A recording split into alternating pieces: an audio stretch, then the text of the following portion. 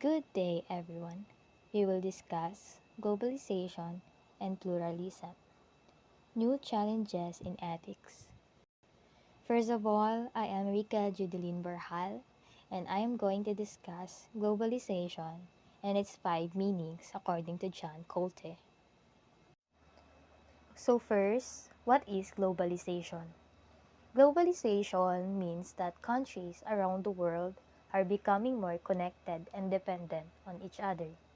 According to Sutter 2006, it is the erosion of national boundaries, meaning borders are becoming less important because people, goods, and information can move easily across nations. In short, it's like the world is becoming one big community, united through communication, technology, and trade. For example, social media platforms like Facebook, Messenger, and Instagram connect people from different countries instantly. You can chat with someone in the US through TikTok or Instagram in just seconds. Also, international trade allows products made in one country to be sold worldwide. The Apple iPhone, for instance, is designed in the United States, manufactured in China, and sold in many countries including the Philippines. This shows how globalization connects different nations through productions and trade. Now, let's move on the 5 meanings of globalization by John Colte, 2005. First, the internalization. This means the growing connection and interaction between countries through trade, travel, and communication. For example, OFWs working abroad or importing Korean products to the Philippines like Samyang Buldak. Second, the liberalization. This means opening up the economy to the world by removing restriction on trade and travel. For example, you can easily buy products online from other countries through Shopee or Amazon, which are online shopping apps. Third, the universalization. This refers to the spreading of ideas and culture so they become shared globally. For example, celebrating holidays like Christmas or using common technology like smartphones and the internet. Fourth, the modernization or westernization. This refers to the spread of Western ideas and lifestyles such as capitalism, science, and pop culture. For example, the popularity of Hollywood movies, McDonald's, and Western-style clothing around the world. And the fifth one, the realization. This means that activities and relationships are no longer tied to specific places. They happen globally because of the technology. People can study, work, and communicate anywhere. A good example is online classes and global companies like Google or Netflix. That will be all for my part. Thank you for listening. Now, I'll pass the discussion to Sophia, who will talk about global moral. Good day. I'll be discussing the globalization and moral development. Globalization means yung pagiging interconnected natin as a world. 'Di ba? Mas mabilis na ang communication at travel ngayon. Dahil dyan, nag-iiba ang perspective natin. Ang sabi dito, globalization helps people become more aware of the world and its issues. Ibig sabihin, hindi lang tayo sa family sa barangay or sa country natin nag-iisip. It encourages us to think beyond our bubble. Dahil dito, nagde-develop tayo ng global moral consciousness. Ang ibig sabihin, ang responsibilidad natin, hindi lang para sa ating community or country, but also for humanity as whole. Parang our moral compass is expanding. What is global ethics? So, kung nag-expand ang moral consciousness natin, that's where the global ethics comes in. Global ethics means doing what is right and fair for all people across the world.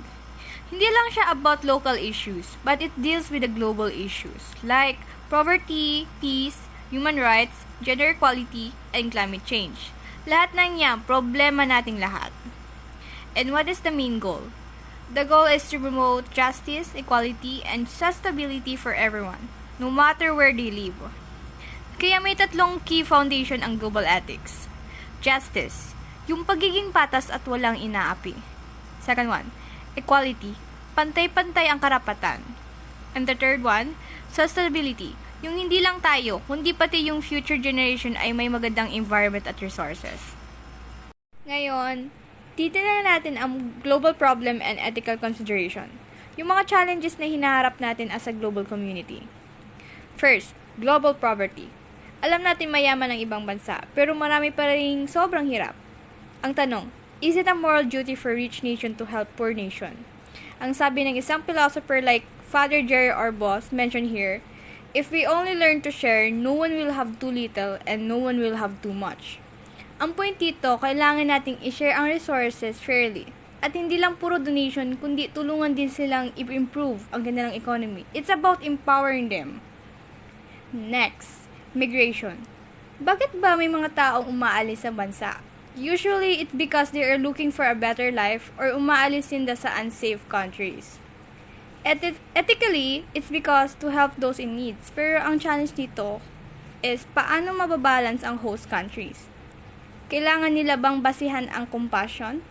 Yung pagtulong with their own safety and resources. It's a tricky ethical dilemma, but the core should responsibility and fairness. So to summarize, nakita din na dahil sa globalization, mas nagiging aware tayo as lumalaki ang moral responsibility natin. Ang global ethics ang nagiging guide natin para itaguyod ang justice, equality, and sustainability sa buong mundo. Hindi madali ang problema tulad ng global poverty and migration, pero through global moral consciousness, we can work towards solution. Thank you. Environmental ethics. We have a moral responsibility to protect the environment because harming nature also harms people.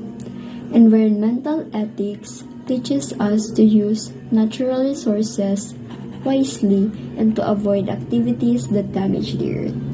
We must care for the environment today so that future generations can still enjoy it. This is called sustainable development, meeting present needs without destroying the future. Environmental ethics asserts that our duty is to protect the moral environment is inseparable from our duty to humanity. By committing to the wise use of resources and the avoidance of ecological damage, society can ensure sustainable development, thereby securing the well-being of both current and future generations. Pluralism and fundamentalism. Pluralism means accepting and respecting people with different beliefs, values, and lifestyles. It promotes peace and cooperation among diverse groups. However, fundamentalism is the refusal to accept other beliefs and the strict following of one's own. In a globalized world, we must learn to live together peacefully and understand one another despite our differences. In an increasingly globalized world where populations are highly mobile and interconnected, different cultures, religions, and ideologies constantly interact. This environment makes the tension between pluralism and fundamentalism particularly critical. The imperative for coexistence. Given the reality of global interconnectedness, the central requirement for social stability is the ability to live together peacefully despite profound differences. The needs for mutual understanding. To achieve peace, societies must actively cultivate mutual understanding and empathy across diverse groups, moving beyond simple tolerance to genuine respect. Preferential option for the poor. A moral teaching that reminds us to give priority to the needs of the poor and the weak. It means working for justice, not just giving charity. By helping the poor gain opportunities and fair treatment, we can reduce global inequality and promote peace. The preferential option for the poor serves a vital ethical reminder that a just and peaceful society is measured by how it treats its most vulnerable members. It is a call to systemic action that prioritizes justice, fairness, and the empowerment of the weak to create a more equitable world. This is the end of discussion of Group 14. Thank you.